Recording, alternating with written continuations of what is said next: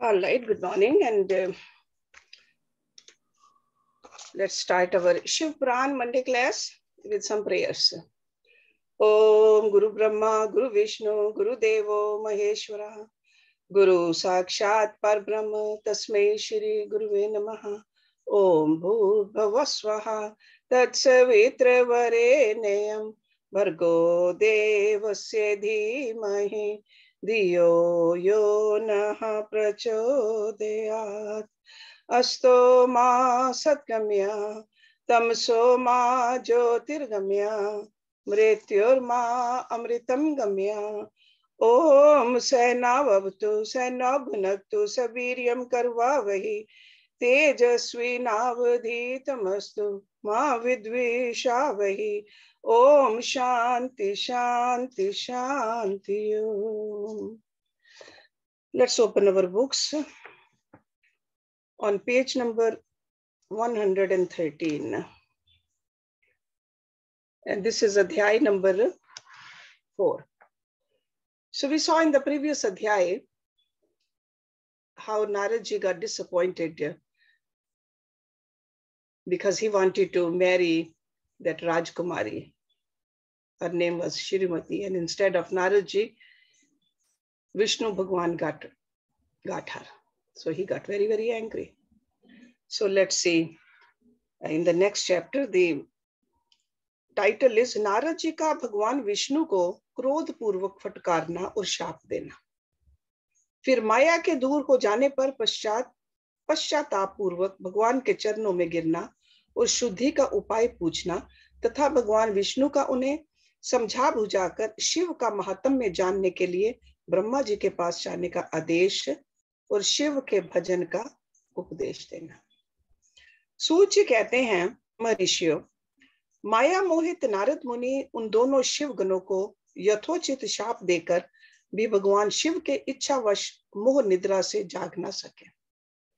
वे भगवान विष्णु के किए हुए कपट को याद करके मन में दुस्सह क्रोध लिए विष्णु लोक को गए और समिधा पाकर प्रज्वलित हुए अग्निदेव की भांति क्रोध से जलते हुए बोले।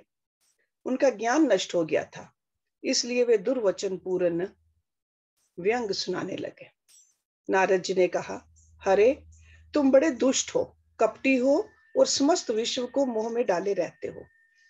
दूसरों का उत्साह या उत्कर्ष तुमसे सहा नहीं जाता।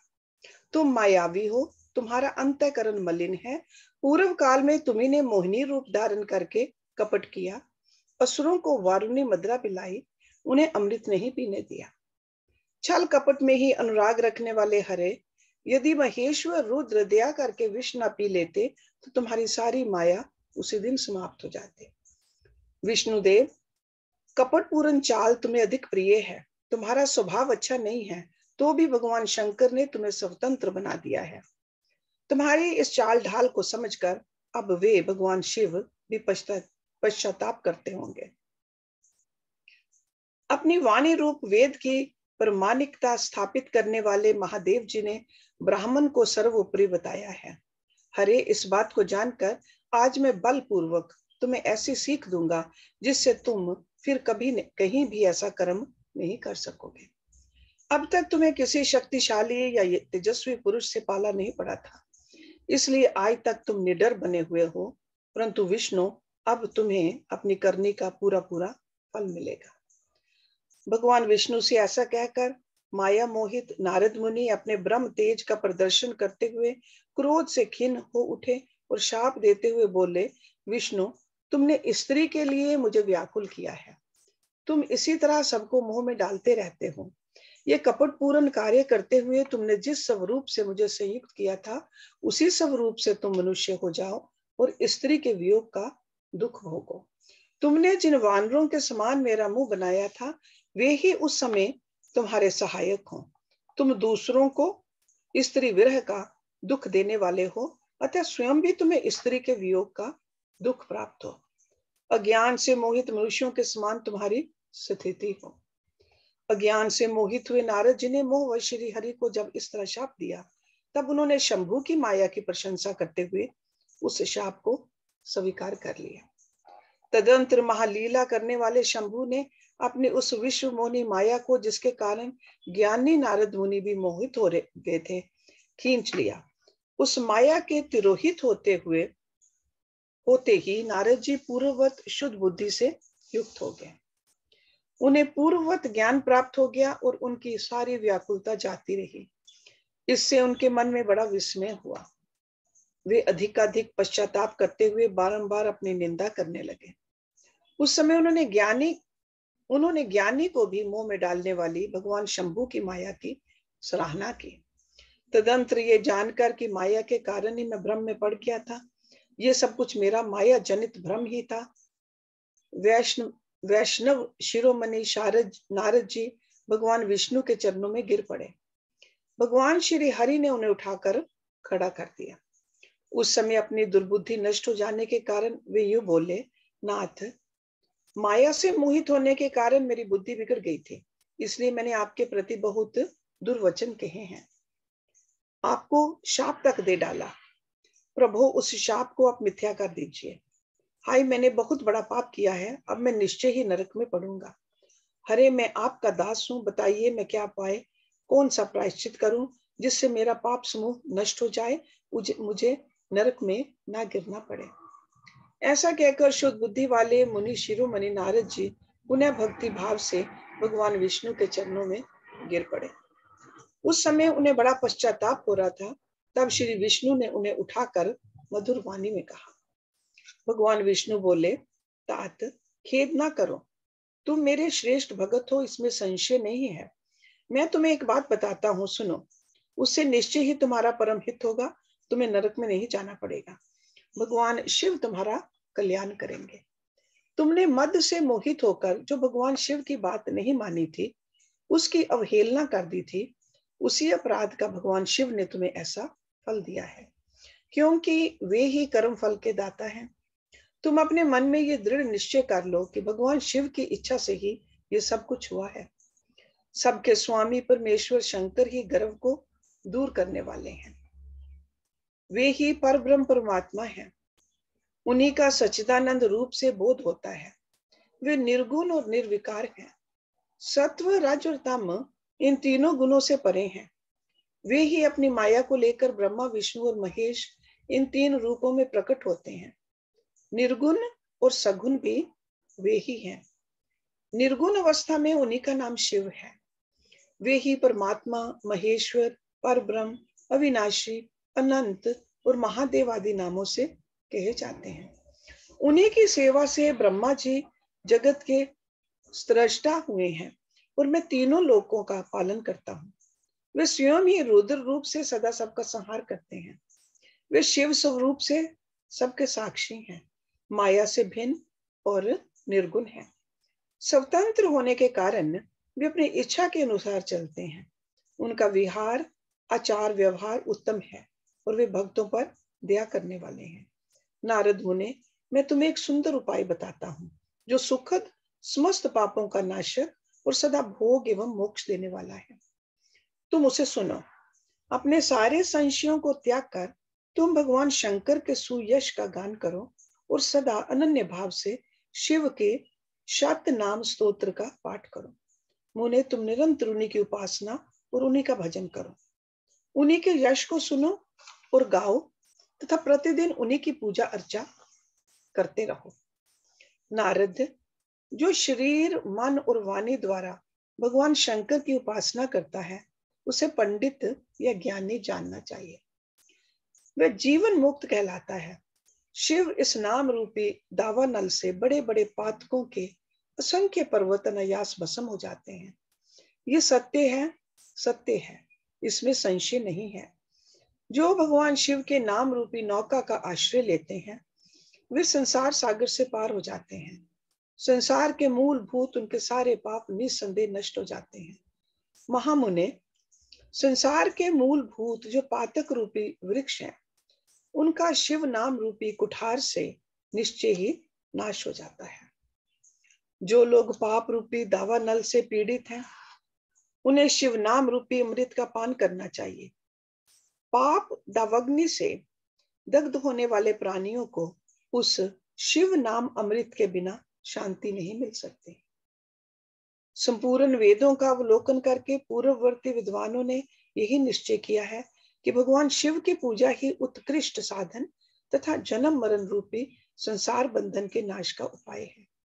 आज से यत्न पूर्वक सावधान रहकर विधि विधान के साथ भक्ति भाव से नित्य निरंतर जगदम्बा पार्वती सहित महेश्वर सदा शिव का भजन करो। नित्य शिव की ही कथा सुनो और कहो तथा अत्यंत यत्न करके बारंबार शिव भक्तों का पूजन किया करो। मुनि श्रेष्ठ, अपने हृदय में भगवान शिव के उज्जवल चरणार बिंदु की स्थापना करके पहले शिव के तीर्थों में विचरो। मुने इस प्रकार परमात्मा शंकर के अनुपम महात्म्य का दर्शन करते हुए अंत में अनंत वन काशी को जाओ। वह स्थान भगवान शिव को बहुत ही प्रिय है। वहां भक्ति पूर्वक विश्वनाथ जी का दर्शन पूजन करो। विशेषता उनकी स्तुति वंदना करके तुम निर्विकल्प हो जाओगे। नारद जी, इसके बाद तुम्हें मेरी आज्ञा से भक्ति पूर्वक अपने मनोरथ की सिद्धि के लिए निश्चय ही ब्रह्मलोक में जाना चाहिए। वहां अपने पिता ब्रह्मा जी की विशेष रूप से स्तुति वंदना करके तुम्हें प्रसन्नता पूर्ण हृदय से बारंबार शिव महिमा के विषय में प्रश्न करना चाहिए। ब्रह्मा जी शिव भक्तों में श्रेष्ठ हैं। वे तुम्हें बड़ी प्रसन्नता के साथ भगवान शंकर का महात्म्य और शत नाम स्तोत्र सुनाएंगे। मुने, आज से तुम शिव आराधन में तत्पर रहने वाले शिव भक्त हो जाओ और विशेष रूप से मोक्ष के भागी बनो। भगवान शिव तुम्हारा कल्याण करेंगे।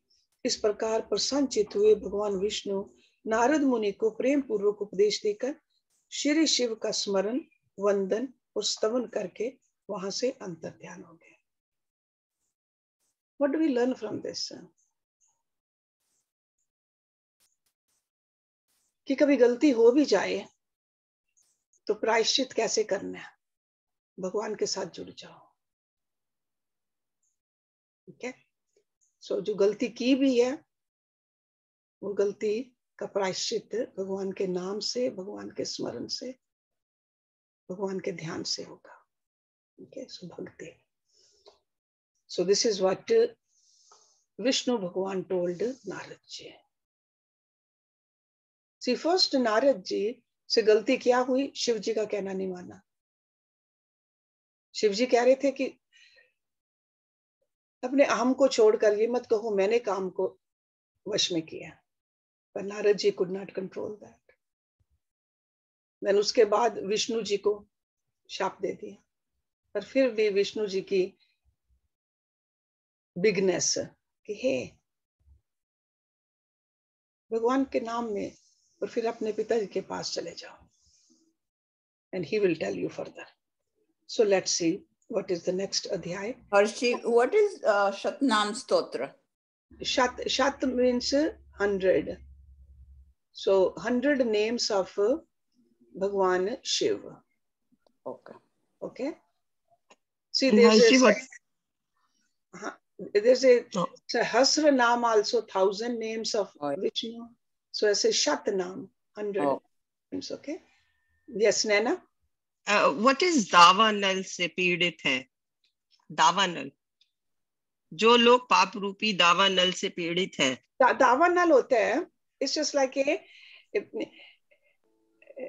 जंगल की Agni which is so big.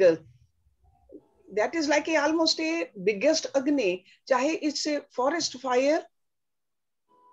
See, जब forest में fire लगती है कितनी बड़ी होती है। That means कि इतने ज्यादा पीड़ा उनको हुई, which is like a fire in the forest. Okay, दावानल. Narad ji का शिव तीर्थों में भ्रमण, because that's what Vishnu ji said. Vishnu ji ने ये नहीं कहा कि मेरी पूजा करो. Just think about it. So उन्होंने कहा शिव जी के तीर्थों में भ्रमण, शिव गणों को शाप उद्धार की बात बताना तथा ब्रह्मलोक में जाकर ब्रह्मा जी से शिव तत्व के विषय में प्रश्न करना। okay? कोई हमारे साथ कोई गलती करता है तो हम कहते हैं हमारे लिए कुछ करो, तब हमें तुम माफ करेंगे। जहां वो बात नहीं है। सूची कहते हैं मरीषियों, भगवान श्री हरि के अंतर ध्यान हो जाने पर मुनि श्रेष्ठ नारद शिवलिंगों का भक्ति पूर्वक दर्शन करते हुए पृथ्वी पर विचरने लगे। ब्राह्मणों, भूमंडल पर घूम फिरकर उन्होंने भोग और मोक्ष देने वाले बहुत से शिवलिंगों का प्रेम पूर्वक दर्शन किया। दिव्यदर्शी नारद जी भूतल के तीर्थों में विचर रहे हैं और इस समय उनका चित्त शुद्ध है, ये जानकर वे दोनों शिवगण उनके पास गए। यू रिमेम्बर दोस पार्षद जिनको शाप दिया था कि राक्षस बन जाओ? वे उनके दिए हुए शाप से उद्धार की इच्छा रखकर वहां गए थे। उन्होंने आदर पूर्वक मुनि के दोनों पैर पकड़ लिए और मस्तक झुकाकर भली भांति प्रणाम करके शीघ्र ही इस प्रकार कहा। शिवगण बोले, ब्राह्मण, हम दोनों शिव के गण हैं। मुने, हमने ही आपका अपराध किया है। राजकुमारी श्रीमती के स्वयंवर में आपका चित्त माया से मोहित हो रहा था। उस समय परमेश्वर की प्रेरणा से आपने हम दोनों को शाप दे दिया। वहां कुछ समय जानकर हमने चुप रह जाना ही अपनी जीवन रक्षा का उपाय समझा। इसमें किसी का दोष नहीं है, हमें अपने कर्म का ही फल प्राप्त हुआ है। प्रभु, अब आप प्रसन्न होइए और हम दोनों पर अनुग्रह कीजिए। नारद जी ने कहा, आप दोनों महादेव जी के गण हैं और सत्पुरुषों के लिए परम सम्मानीय हैं। अतः मेरे मोह रहित एवं सुखदायक यथार्थ वचन को सुनिए। पहले निश्चय ही मेरी बुद्धि भ्रष्ट हो गई थी, बिगड़ गई थी और मैं सर्वथा मोह के वशीभूत हो गया था। इसीलिए आप दोनों को मैंने शाप दे दिया। शिवगणों, मैंने जो कुछ कहा है वह वैसा ही होगा, तथापि मेरी बात सुनिए। मैं आपके लिए शाप उद्धार की बात बता रहा हूं। आप लोग आज मेरे अपराध को क्षमा कर दें। मुनिवर, विश्रवा के वीर्य से जन्म ग्रहण करके आप संपूर्ण दिशाओं में प्रसिद्ध कुंभकर्ण रावण राक्षस राज का पद प्राप्त करेंगे और बलवान वैभव से युक्त तथा परम प्रतापी होंगे। समस्त ब्रह्मांड के राजा होकर शिव भगत एवं जितेंद्रिय होंगे और शिव के ही दूसरे स्वरूप श्री विष्णु के हाथों मृत्यु पाकर फिर अपने पद पर प्रतिष्ठित हो जाएंगे। सूत जी कहते हैं मरीषियों, महात्मा नारद मुनि जी की ये बात सुनकर वे दोनों शिवगण प्रसन्न हो सानंद अपने स्थान को लौट गए। श्री नारद जी भी अत्यंत आनंदित हो अनन्य भाव से भगवान शिव का ध्यान तथा शिव तीर्थों का दर्शन करते हुए बारंबार भूमंडल में विचरने लगे। अंत में वे सबके ऊपर विराजमान शिव प्रिया काशीपुरी में गए, जो शिव स्वरूप ने एवं शिव को सुख देने वाली है। काशीपुरी का दर्शन करके नारद जी कृतार्थ हो गए। उन्होंने भगवान काशीनाथ का दर्शन किया और परम प्रेम एवं परमानंद से युक्त हो उनकी पूजा की। काशी का सानंद सेवन करके वे मुनि श्रेष्ठ कृतार्थता का अनुभव करने लगे और प्रेम से विवल हो उसका नमन वर्णन तथा स्मरण करते हुए ब्रह्मलोक को गए। निरंतर शिव का स्मरण करने से उनकी बुद्धि शुद्ध हो गई थी। वहां पहुंचकर शिव तत्व का विशेष रूप से ज्ञान प्राप्त करने की इच्छा से नारद जी ने ब्रह्मा जी को भक्ति पूर्वक नमस्कार किया और नाना प्रकार के स्तोत्रों द्वारा उनकी स्तुति करके उनसे शिव तत्व के विषय में पूछा। उस समय नारद जी का हृदय भगवान शंकर के प्रति भक्ति भावना से परिपूर्ण था। नारद जी बोले, ब्राह्मण, पर ब्रह्म परमात्मा के स्वरूप को जानने वाले पितामह जगत प्रभु, आपके कृपा प्रसाद से मैंने भगवान विष्णु के उत्तम महात्म्य का पूर्णतः ज्ञान प्राप्त किया है। भक्ति मार्ग, ज्ञान मार्ग, अत्यंत दुस्तर तपो मार्ग, दान मार्ग तथा तीर्थ मार्ग का भी वर्णन सुना है, परंतु शिव तत्व का ज्ञान मुझे अभी तक नहीं हुआ है। मैं भगवान शंकर की पूजा विधि को भी नहीं जानता।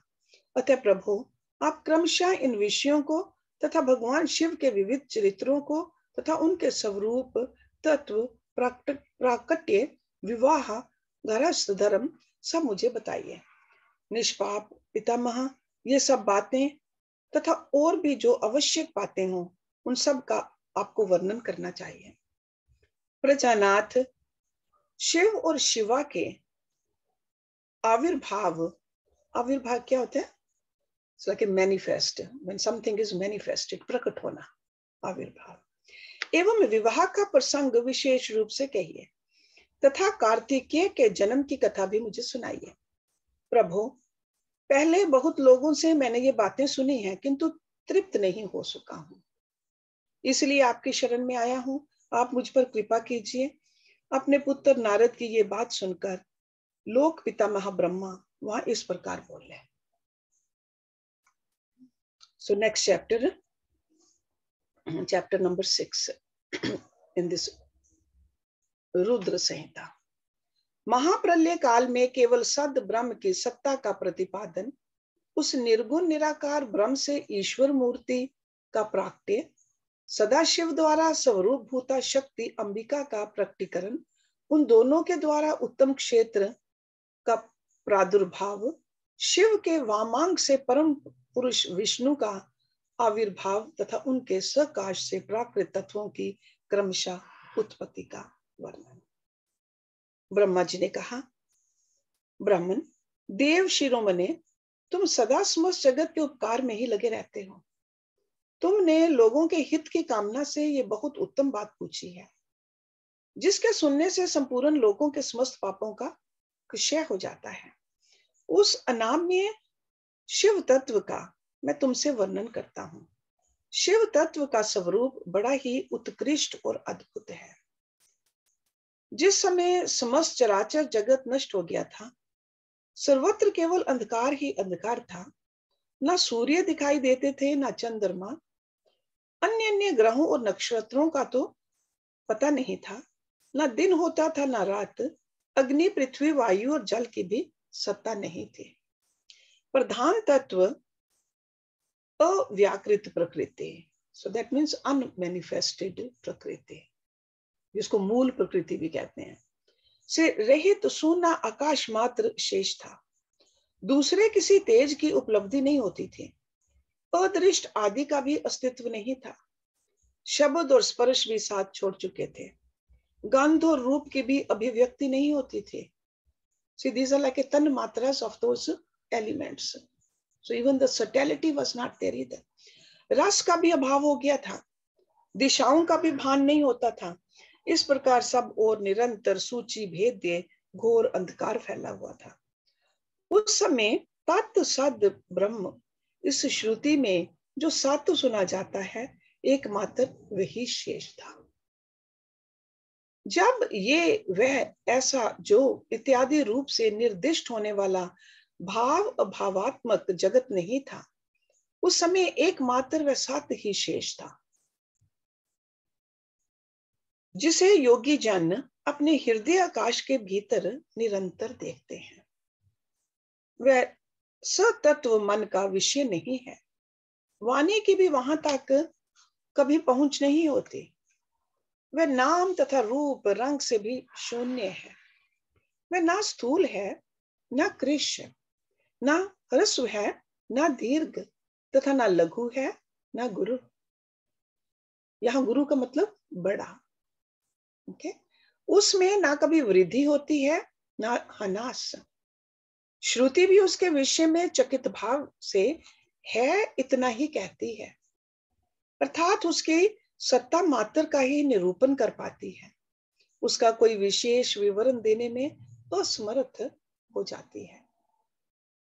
वह सत्य ज्ञान स्वरूप अनंत परमानंदमय परम ज्योति स्वरूप अप्रमेय। What is अप्रमेय?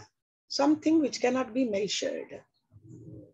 Okay, normally we see that भगवान कृष्ण के नाम को भी अप्रमेय कहते हैं। अप्रमेय, सो इमेजरेबल मेरिट्स।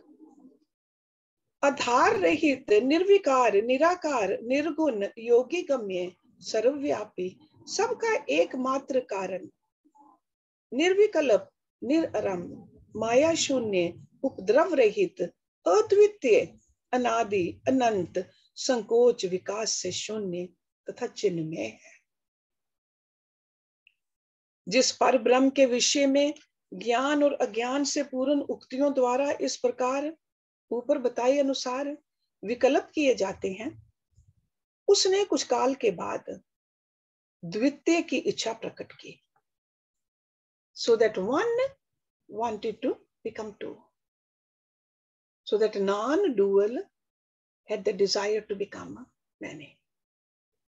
उसके भीतर एक से अनेक होने का संकल्प उदित हुआ। तब उस निराकार परमात्मा ने अपनी लीला शक्ति से अपने लिए मूर्ति आकार की कल्पना की। वह मूर्ति संपूर्ण ऐश्वर्य गुणों से संपन्न, सर्व ज्ञानमय, शुभ स्वरूपा, सर्वव्यापिनी, सर्वरूपा, सर्वदर्शनी, सर्वकारिणी, सबकी एकमात्र वंदनीय, सर्वध्या, सब कुछ देने वाली और संपूर्ण संस्कृतियों का केंद्र थे। उस शुद्ध रूप ने ईश्वर मूर्ति की कल्पना करके वह अद्वितीय, अनादि, अनंत, सर्व प्रकाशक, चिन्मय, सर्वव्यापी और विनाशी पर ब्रह्म अंतर्हित हो गया। अंतर्हित means just went into the innermost. जो मूर्ति रहित परम ब्रह्म है, उसी की मूर्ति चिन्मय आकार भगवान सदा शिव हैं। और वाचने और प्राचीन विद्वान उन्हीं को ईश्वर कहते हैं। उस समय एकाकी रहकर स्वेच्छानुसार विहार करने वाले उन सदाशिव ने अपने विग्रह से स्वयं ही एक स्वरूप भूता शक्ति की सृष्टि की, जो उनके अपने श्री अंग से कभी अलग होने वाली नहीं थी। उस पराशक्ति को प्रधान, प्रकृति, गुणवती, माया, बुद्धि तत्व की जननी तथा विकार रहित बताया गया है। वह शक्ति अंबिका कही गई है। Remember who is telling whom? So Brahma ji, we all say that Brahma ji created, he is the creator, but he is saying that Shiv is the one who created. So don't get confused because it's the same power though. Just let's look at it where the story is going. वह शक्ति अंबिका कही गई है। उसी को प्रकृति, सर्वेश्वरी, त्रिदेव जननी, नित्या और मूल कारण भी कहते हैं। So it's just like a male and female, equally important. They're part of God. सदा शिव द्वारा प्रकट की गई उस शक्ति के 8 भुजाएं हैं। उस शुभ लक्षणा देवी के मुख की शोभा विचित्र है। वह अकेली ही अपने मुखमंडल में सदा 1 सहस्र चंद्रमाओं की कांति धारण करती है। नाना प्रकार के आभूषण उसके श्री अंगों की शोभा बढ़ाते हैं। वह देवी नाना प्रकार की गतियों से संपन्न है और अनेक प्रकार के अस्त्र शस्त्र धारण करती है। उसके खुले हुए नेत्र खिले हुए कमल के समान जान पड़ते हैं। वह अचिंत्य तेज से जगमगाती है। ये सबकी योनि है तथा उद्यमशील रहती है। एकाकिनी होने पर भी वह माया संयोग वशात अनेक हो जाती है। वे जो सदा शिव हैं, उन्हें परम पुरुष, ईश्वर, शिव, शंभु और महेश्वर कहते हैं। वे अपने मस्तक पर आकाश गंगा को धारण करते हैं। उनके भाल देश में चंद्रमा शोभा पाते हैं। उनके 5 मुख हैं और प्रत्येक मुख में 3-3 नेत्र हैं। उनका चित्त सदा प्रसन्न रहता है। वे 10 भुजाओं से युक्त और त्रिशूलधारी हैं। उनके श्री अंगों की प्रभा कर्पूर के समान श्वेत गौर है। वे अपने सारे अंगों में भस्म रमाए रहते हैं। उन काल रूपी ब्रह्म ने एक ही समय शक्ति के साथ शिवलोक नामक क्षेत्र का निर्माण किया था। उस उत्तम क्षेत्र को ही काशी कहते हैं। वह परम निर्वाण या मोक्ष का स्थान है जो सबके ऊपर विराजमान है। वे प्रिया प्रियतम रूप शक्ति और शिव जो परमानंद स्वरूप हैं, उस मनोरम क्षेत्र में नित्य निवास करते हैं। काशीपुरी परमानंद रूपनी है। मुने, शिव और शिवा ने प्रलय काल में भी कभी उस क्षेत्र को अपने सानिध्य से मुक्त नहीं किया है। इसलिए विद्वान पुरुष उसे अविमुक्त क्षेत्र के नाम से भी जानते हैं। वह क्षेत्र आनंद का हेतु है। इसलिए पिनाकधारी शिव ने पहले उसका नाम आनंदवन रखा था। उसके बाद वह अविमुक्त के नाम से प्रसिद्ध हुआ। देव ऋषि एक समय उस अनंत वन में रमन करते हुए शिवा और शिव के मन में ये इच्छा हुई कि किसी दूसरे पुरुष की भी सृष्टि करनी चाहिए, जिस पर ये सृष्टि संचालन का महान भार रखकर हम दोनों केवल काशी में रहकर इच्छा अनुसार विचरे और निर्वाण धारण करें। वही पुरुष हमारे अनुग्रह से सदा सबकी सृष्टि करे, पालन करे और वही अंत में सबका संहार भी करे। ये चित्त एक समुद्र के समान है, इसमें चिंता की उताल तरंगे उठ उठकर इसे चंचल बनाए रहती हैं। इसमें सत्व गुण रूपी रतन, तमोगुण रूपी ग्राह और रजोगुण रूपी मूंगे भरे हुए हैं। इस विशाल चित्त समुद्र को संकुचित करके हम दोनों उस पुरुष के प्रसाद से अनंत कानन काशी में सुखपूर्वक निवास करें। ये अनंत वन वह स्थान है जहां हमारी मनोवृत्ति सब ओर से सिमट कर इसी में लगी हुई है तथा जिसके बाहर का जगत चिंता से आतुर प्रतीत होता है। ऐसा निश्चय करके शक्ति सहित सर्वव्यापी परमेश्वर शिव ने अपने वाम भाग के 10वें अंग पर अमृत मल दिया। फिर तो वहां से एक पुरुष प्रकट हुआ जो तीनों लोकों में सबसे अधिक सुंदर था। वह शांत था, उसमें सत्व गुण की अधिकता थी तथा वह गंभीरता का अथाह सागर था। मुने क्षमा नामक गुण से युक्त उस पुरुष के लिए ढूंढने पर भी कहीं कोई उपमा नहीं मिलती थी। उसकी कांति इंद्र नील मणि के समान श्याम थी। उसके अंग अंग से दिव्य शोभा छिटक रही थी और नेत्र प्रफुल्ल कमल के समान शोभा पा रहे थे। श्री अंगों पर सुवर्ण किसी कांति वाले 2 सुंदर रेशमी पीतांबर शोभा दे रहे थे। किसी से भी पराजित न होने वाला वह वीर पुरुष अपने प्रचंड भुज दंडों से सुशोभित हो रहा था। तदंतर उस पुरुष ने परमेश्वर शिव को प्रणाम करके कहा, स्वामी मेरे नाम निश्चित कीजिए और काम बताइए। उस पुरुष की ये बात सुनकर महेश्वर भगवान शंकर हंसते हुए मेघ के समान गंभीर वाणी में उससे बोले। शिव ने कहा, वत्स व्यापक होने के कारण तुम्हारा विष्णु नाम विख्यात हुआ। इसके सिवा और भी बहुत से नाम होंगे जो भक्तों को सुख देने वाले होंगे। तुम सुस्थिर उत्तम तप करो, क्योंकि वही समस्त कार्यों का साधन है।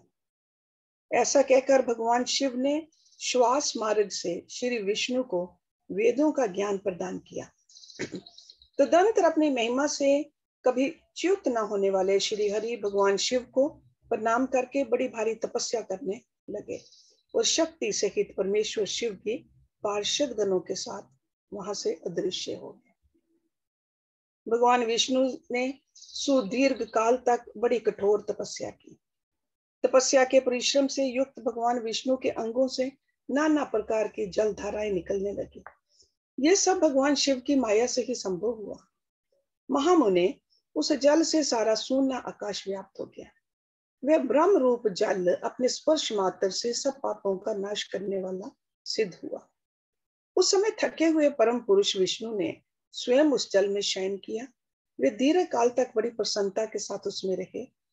नार अर्थात जल में शयन करने के कारण ही उनका नारायण ये श्रुति सम्मत नाम प्रसिद्ध हुआ।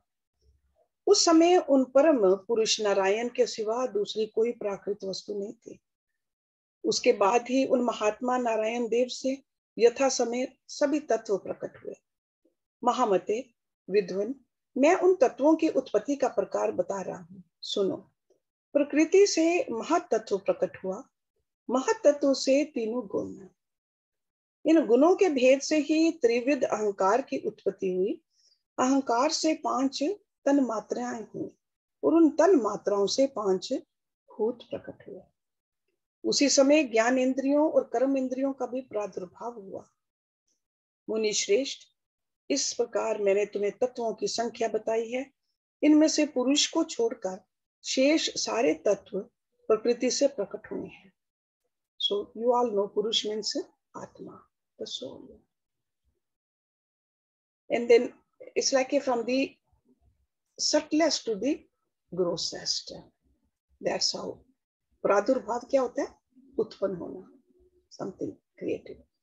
इसलिए सब के सब जड़ हैं। So Prakriti is all jada. See, this philosophy we know. So nothing new, but still sometimes different scriptures पढ़ने से और ज्यादा क्लैरिटी हो जाती है। तत्वों की संख्या 24 है। उस समय एकाकार हुए 24 तत्वों को ग्रहण करके वे परम पुरुष नारायण भगवान शिव की इच्छा से ब्रह्म रूप जल में सो गए। Okay, so it's just like जब भगवान शिव कहते हैं या परम शिव कहते हैं, दैट मीन्स पर Brahm, the supreme. From supreme came out what? The Vishnu. Okay, Harshi एक बार दोबारा बताना। सी लाइक बार बार कहते हैं ना शिव में से विष्णु निकले, but just if you read it clearly that Shiv is a पर ब्रह्म, जिसको सुप्रीम एब्सोल्यूट कहते हैं। ओके, ये वो शिव की बात नहीं कर रहे, जैसे हम कहते हैं ना कि Shiva is that power which destroys. या this is a param shakti, पर ब्रह्म। ओके, उसको शिव कह रहे हैं यहाँ। Okay, so do not get confused with the terminology. That's the reason I want to because all this is coming out of supreme Parbrahm. Okay, so Vishnu came out of Parbrahm. बता कौन रहा है? ब्रह्मा जी बता रहे हैं नारद जी को, because Narad ji wanted to know how this came about. So he said there was only one. When we say there's only one means Parbrahm. Okay, तो उसमें से विष्णु निकले।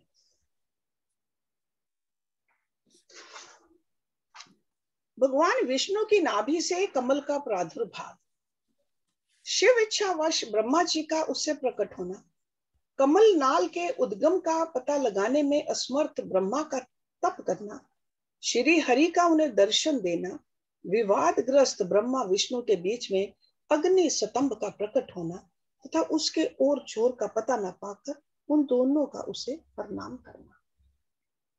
ब्रह्मा जी कहते हैं, देव ऋषि, जब नारायण देव जल में शयन करने लगे उस समय उनकी नाभि से भगवान शंकर के इच्छावश सहसा एक उत्तम कमल प्रकट हुआ जो बहुत बड़ा था। उसमें असंख्य नाल दंड थे। उसकी कांति कनेर के फूल के समान पीले रंग की थी तथा उसकी लंबाई और ऊंचाई भी अनंत योजन थी। वह कमल करोड़ों सूर्यों के समान प्रकाशित हो रहा था, सुंदर होने के साथ ही संपूर्ण तत्वों से युक्त था और अत्यंत अद्भुत, परम रमणीय, दर्शन के योग्य तथा सबसे उत्तम था। तत्पश्चात कल्याणकारी परमेश्वर सदाशिव ने पूर्ववत प्रयत्न करके मुझे अपने दाहिने अंग से उत्पन्न किया। मुने उन महेश्वर ने मुझे तुरंत ही अपनी माया से मोहित करके नारायण देव के नाभि कमल में डाल दिया। सो पर ब्रह्म ने उत्पन्न किया ब्रह्मा को, एंड उस नाभि दल में डाल दिया और लीला पूर्वक मुझे वहां से प्रकट किया। इस प्रकार उस कमल से पुत्र के रूप में मुझ हिरण्यगर्भ का जन्म हुआ। मेरे 4 मुख हुए और शरीर की कांति लाल हुई। मेरे मस्तक त्रिपुंड्र की रेखा से अंकित थे। तात भगवान शिव की माया से मोहित होने के कारण मेरी ज्ञान शक्ति इतनी दुर्बल हो रही थी कि मैंने उस कमल के सिवा दूसरे किसी को अपने शरीर का जनक या पिता नहीं जाना। मैं कौन हूँ, कहाँ से आया हूँ, मेरा कार्य क्या है, मैं किसका पुत्र होकर उत्पन्न हुआ हूँ और किसने इस समय मेरा निर्माण किया है। इस प्रकार संशय में पड़े हुए मेरे मन में ये विचार उत्पन्न हुआ, मैं किस लिए मोह में पड़ा हुआ हूँ। जिसने मुझे उत्पन्न किया है उसका पता लगाना तो बहुत सरल है। इस कमल पुष्प का जो पत्र युक्त नाल है उसका उद्गम स्थान इस जल के भीतर नीचे की ओर है। जिसने मुझे उत्पन्न किया है वह पुरुष भी वही होगा, इसमें संशय नहीं है। ऐसा निश्चय करके मैंने अपने को कमल से नीचे उतारा। मुने मैं उस कमल की एक एक नाल में गया। सैकड़ों वर्षों तक वहां भ्रमण करता रहा, किंतु कहीं भी उस कमल के उद्गम का उत्तम स्थान मुझे नहीं मिला। तब पुनः संशय में पड़कर मैं उस कमल पुष्प पर जाने को उत्सुक हुआ और नाल के मार्ग से उस कमल पर चढ़ने लगा। इस तरह बहुत ऊपर जाने पर भी मैं उस कमल के कोश को ना पा सका। उस दशा में मैं और भी मोहित हो उठा। मुझे उस समय भगवान शिव की इच्छा से परम मंगल में उत्तम आकाशवाणी प्रकट हुई जो मेरे मोह का विध्वंस करने वाली थी। उस वाणी ने कहा, ताप। रिमेंबर, भगवान विष्णु को भी कहा, ताप, तपस्या करो। उस आकाशवाणी को सुनकर मैंने अपने जन्मदाता पिता का दर्शन करने के लिए उस समय पुनः प्रयत्न पूर्वक 12 वर्षों तक घोर तपस्या की। तब मुझ पर अनुग्रह करने के लिए कि 4 भुजाओं और सुंदर नेत्रों से सुशोभित भगवान विष्णु वहां सहसा प्रकट हो गए। उस परम पुरुष ने अपने हाथों में शंख, चक्र, गदा और पद्म धारण कर रखे थे। उनके सारे अंग सजल जलधर के समान श्याम कांति से सुशोभित थे। उन परम प्रभु ने सुंदर पीतांबर पहन रखा था। उनके मस्तक आदि अंगों में मुकुट आदि महामूल्यवान आभूषण शोभा पाते थे। उनका मुखारविंद प्रसन्नता से खिला हुआ था। मैं उनकी छवि पर मोहित हो रहा था। वे मुझे करोड़ों कामदेवों के समान मनोहर दिखाई दिए। उनका वे अत्यंत सुंदर रूप देखकर मुझे बड़ा आश्चर्य हुआ। वे सांवली और सुनहरी आभा से उद्भासित हो रहे थे।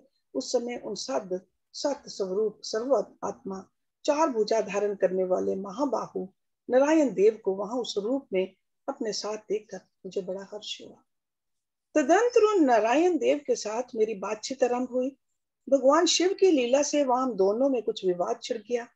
इसी समय हम लोगों के बीच में एक महान अग्नि स्तंभ ज्योतिर्मय लिंग प्रकट हुआ। मैंने और श्री विष्णु ने क्रमशः ऊपर और नीचे जाकर उसके आदि अंत का पता लगाने के लिए बड़ा प्रयत्न किया, परंतु हमें कहीं भी उसका और छोर नहीं मिला। मैं थक कर ऊपर से नीचे लौट आया और भगवान विष्णु भी उसी तरह नीचे से ऊपर आकर मुझसे मिले। हम दोनों शिव की माया से मोहित थे। श्री हरि ने मेरे साथ आगे पीछे और अगल बगल से परमेश्वर शिव को प्रणाम किया। फिर वे सोचने लगे, ये क्या वस्तु है? इसके स्वरूप का निर्देश नहीं किया जा सकता, क्योंकि ना तो इसका कोई नाम है और ना कर्म ही है। लिंग रहित तत्व ही यहाँ लिंग भाव को प्राप्त हो गया है। ध्यान मार्ग में भी इसके स्वरूप का कुछ पता नहीं चलता। इसके बाद मैं और श्री हरि दोनों ने अपने चित्त को स्वस्थ करके उस अग्नि स्तंभ को प्रणाम करना आरंभ किया। हम दोनों बोले, महाप्रभु, हम आपके स्वरूप को नहीं जानते। आप जो कोई भी हैं क्यों ना हो, आपको हमारा नमस्कार है। महेशान, आप शीघ्र ही हमें अपने यथार्थ रूप का दर्शन कराइए। मुनि श्रेष्ठ इस प्रकार अहंकार से अविष्ट हुए। हम दोनों ही वहां नमस्कार करने लगे। ऐसा करते हुए हमारे 100 वर्ष बीत गए। हर्ष जी, Yeah, let's stop it here because I think it's time to stop at 10:46. तो क्वेश्चन है एक,